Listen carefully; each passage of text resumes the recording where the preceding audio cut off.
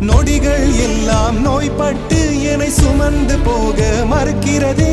மொழிகள் எல்லாம் முடமாகி என் மௌனத்தை கூட எரிக்கிறதே. சுவாசிக்க கூட முடியவில்லை, என்னை வாசிக்க மண்ணில் எவருமில்லை. என்னை எனக்கே பிடிக்கவில்லை, காரணம் கேட்டால் தெரியவில்லை.